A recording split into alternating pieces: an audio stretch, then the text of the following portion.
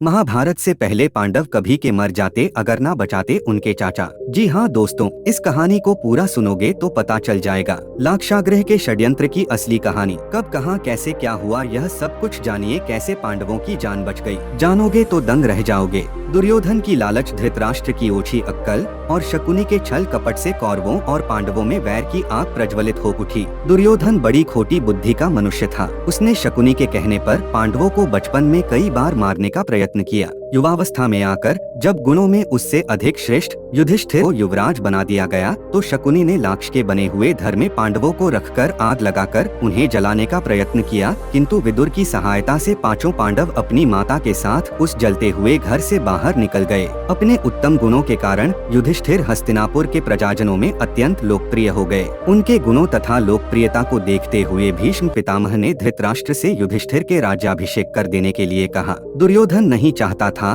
कि युधिष्ठिर राजा बने, अतः उसने अपने पिता धृतराष्ट्र से कहा, पिताजी यदि एक बार युधिष्ठिर को राज सिंहासन प्राप्त हो गया तो यह राज्य सदा के लिए पांडवों के वंश का हो जाएगा और हम कौरवों को उनका सेवक बनकर रहना पड़ेगा। इस पर धृतराष्ट्र बोले, वत्स दुर्योधन, युधिष्ठिर हमारे कुल के संतानों में सबसे बड़ा है, इसलिए इस राज्य पर उसी का अधिकार है। फिर भीष्म तथा प्रजाजन भी उसी को राजा बनाना चाहते हैं, हम इस विषय में कुछ भी नहीं कर सकते। धृतराष्ट्र के वचनों को सुनकर दुर्योधन ने कहा, पिताजी मैंने इसका प्रबंध कर लिया है, बस आप किसी तरह पांडवों को वारणावत भेज दें। दुर्योधन ने वारणावत में पांडवों के निवास के लिए पुरोचन नामक शिल्पी से एक भवन का निर्माण करवाया था, जो कि लाख, चर्बी, सूखी घास, मूंज जैसे अत्यंत ज्वलनशील पदार्थों से बना था। दुर्योधन ने पांडवों को उस भवन में जला डालने का षड्यंत्र रचा था। धृतराष्ट्र के कहने पर युधिष्ठिर अपनी माता तथा भाइयों के साथ वारणावत जाने के लिए निकल पड़े। दुर्योधन के षड्यंत्र के विषय में विदुर को पता चल गया, इसीलिए पांडवों के चाचा विदुर जी ने अपना खास दूत वारणावत भेजा। वे पांडवों से मिले तथा उनसे बोले,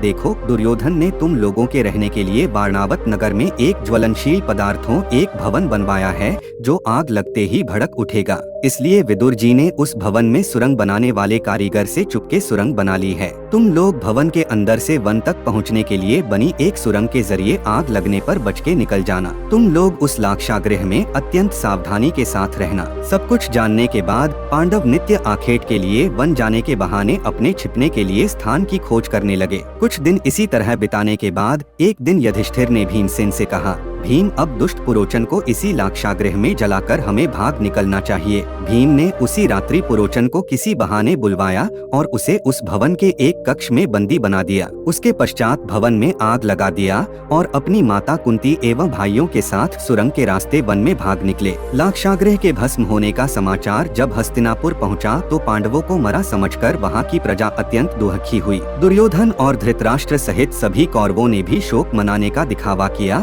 और अंत में उन्होंने पांडवों की अंत्येष्टि करवा दी। सभी पांडव अपने चाचा विदुर जी की होशियारी से बच गए। पांडवों ने अपने बचने का समाचार विदुर जी को भेज दिया था। सब कुछ जानकर विदुर जी कुछ नहीं बोले। हस्तिनापुर में जो कुछ होता था वह सब देखते रहे। महाभारत में ऐसी कई कहानियाँ छिपी है जिसे हम आपको बताते रहेंगे। ऐसी रोचक बातें जानने के लिए हमारी चैनल को सब्सक्राइब कीजिए। धन्यवाद।